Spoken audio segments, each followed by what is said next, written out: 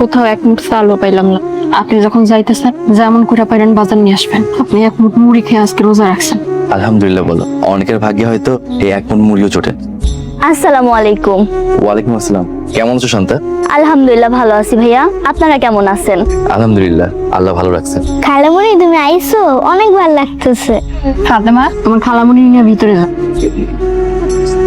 শান্ত আইছে, এখন কি করবেন? বই না আমার কতদিন পড়াইছে, ঘরে তো কিছু নাই।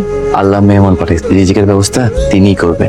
ঘরে কিছুই নাই, আপনি বাজার আনলে রান্না করুন। তুমি থাকো, আমি চাই। আসসালামু আলাইকুম। ওয়ালাইকুম আসসালাম। আমার বাড়িতে মেহমান আইছে। মেহমান এসে ভালো কথা, কিন্তু আমি কি করব?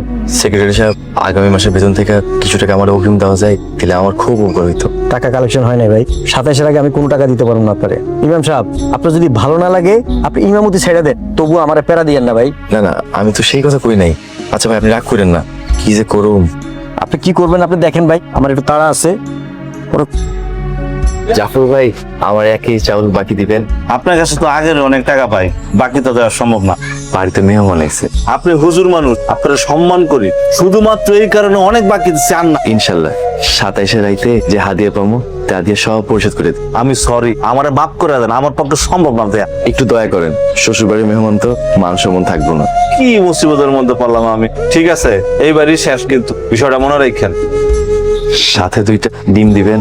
সাইল দিছে, আবার ডিম দিতে পারুন। একটু দেন না ভাই। দূর হুজুর, সাইল দেন তো, আপনার সাইল নেওয়ার দরকার না, দেন। আসসালামু আলাইকুম। অস্থির করে ফেলাইছে আমার। আসসালামু আলাইকুম। ওয়ালাইকুম আসসালাম। বাজার আনছেন?